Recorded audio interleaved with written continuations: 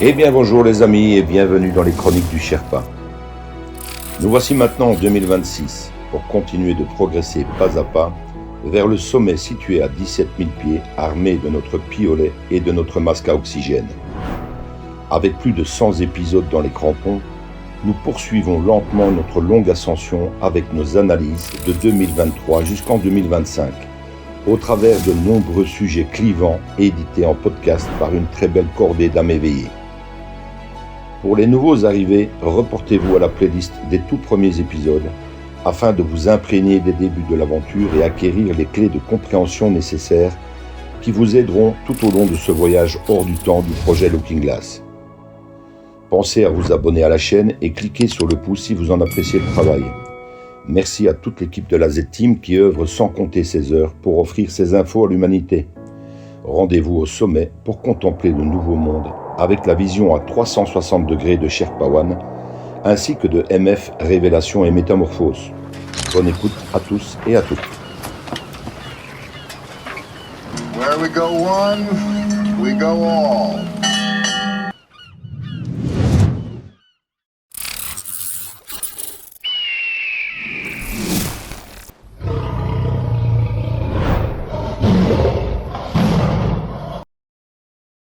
Analyse du 4 août 2023. Thierry Pirlot, Sherpa One. La Barack Obama. Mon analyse concernant Barack Obama. Selon moi, Obama est exécuté depuis au moins 2018. Reste son sosie, un acteur de crise de l'Alliance, laquelle trouve opportun de le retirer du jeu à un moment T, celui de l'impeachment de Joe Biden. Pas de coupable, car pas de victime, donc pas d'autopsie. Juste un false flag, monté de toutes pièces par l'Alliance, et prévu dans le scénario, tout comme ce jeune Naël de 17 ans, soi-disant flingué à bout portant par un motard à Nanterre. Ce sont tous des false flags positifs de cette alliance. Mais pourquoi, me direz-vous ? Eh bien, c'est assez simple, pour qui suit le film depuis 2016 à minima. Quant aux autres, ils resteront probablement incrédules face à mes explications. Barack Obama est ce qui se rapproche le plus sur cette terre de l'Antéchrist. Ses crimes sont d'une telle ampleur durant ces 2 mandats qu'un cerveau normal ne peut pas l'imaginer. Obama a des millions de morts sur la conscience, et pas seulement celle d'un cuisinier black, couleur qui a son importance, vu qu'aux États-Unis, les blacks n'aiment pas les blacks qui tuent les blacks, même s'ils sont fans de paddle, une planche de surf manœuvrée debout avec une pagaie. Ce détail de couleur de peau aura son importance pour l'ampleur des futures émeutes à venir. Pour comprendre cette histoire avec le cuisinier d'Obama, retrouvé mort noyé, je vous renvoie à l'article dont le lien figure en description. Mais revenons à nos moutons. Barack Obama est un génocidaire, doublé d'un espion à la solde du Mossad, sous fausse identité et fausse religion.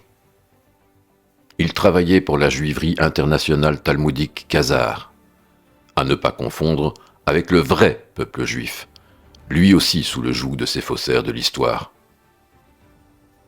Obama est sans doute le président qui aura provoqué le plus de morts chez les civils, notamment lors de l'opération avec les drones Reaper en Afghanistan. Et c'est à cet individu qu'on remettra le prix Nobel de la paix. Barack Obama est un traître à la nation américaine pour avoir organisé le faux assassinat de Ben Laden et pour le versement de plusieurs milliards de dollars aux ennemis iraniens pour qu'ils ferment leur gueule sur le fait que ce sont eux qui détiennent le vrai Ben Laden à cette heure, protégé et en pleine santé. Avec la Clinton, Obama est à l'origine de l'ordre d'assassiner la Team Six, la section des Navy Seals qui ont procédé à l'élimination du faux Ben Laden et qui s'est bien sûr rendu compte de son erreur dans l'hélicoptère Black Hawk qui les ramenait à la base, d'où l'ordre qu'ils ont reçu de balancer son corps au-dessus des montagnes afghanes. Ensuite, Obama a ordonné la destruction des hélicoptères de ses héros militaires par missiles sol-air. Ces commandos Navy Seals, envoyés quelque temps après dans une mission sans retour, se sont retrouvés dans une embuscade montée par la CIA, dont le but était de faire disparaître tous les témoins gênants de l'arrestation manquée de Ben Laden. Ces malheureux Navy Seals sont morts sur ordre d'Obama, pour lui permettre d'effectuer son deuxième mandat, tout en expliquant fièrement ses exploits devant la télé américaine. S'ensuivra l'affaire Benghazi, malheureusement un peu trop longue à expliquer ici. Obama et la Clinton sont également derrière l'organisation de la fraude aux élections par Dominion en 2020, même s'ils avaient déjà été exécutés par l'Alliance à cette époque. La CIA a continué le processus en roue libre, sans commandement, les têtes étant coupées à la manière d'un équipage autonome de sous-marins nucléaires. Il y a une grande subtilité qui échappe à beaucoup de monde. C'est qu'Obama a fait voter à la fin de son mandat une loi d'amnistie totale sur toutes les actions prises par lui et tous ses lieutenants durant ses 8 années de mandat. Il a donc réussi à se rendre inattaquable, même devant la Cour pénale internationale de l'Haye. De son côté, l'Alliance procède en suivant les règles et les lois édictées par les pères fondateurs. Elle ne peut donc officiellement juger Obama pour ses crimes à cause de cette loi d'amnistie qui protège également Hillary Clinton et bien d'autres criminels de ces funestes années soi-disant démocratiques, y compris du génocide vaccinal en cours. Derrière le décor, Obama est un pédosataniste de la pire espèce, responsable de la torture et de la mort d'un nombre incalculable d'enfants, pour alimenter son business d'adrénochrome à l'échelle industrielle, dont le Pizzagate n'est que la partie émergée de l'iceberg, avec le clan des Biden. Tous ces éléments ont servi de trame pour la réalisation de ce film grandiose, dédié au grand réveil. The Great Awakening. Obama et bien d'autres ont été arrêtés très tôt durant le mandat de Trump, via les centaines de plis scellés. Ils ont été jugés par un tribunal militaire à Gitmo et exécutés en background dans la foulée, pour haute trahison envers les États-Unis. Les sosies acteurs de crise sont alors entrés en scène pour le grand réveil de l'humanité, en appui des CGI, Computer Generated Imagery, ou images générées par ordinateur.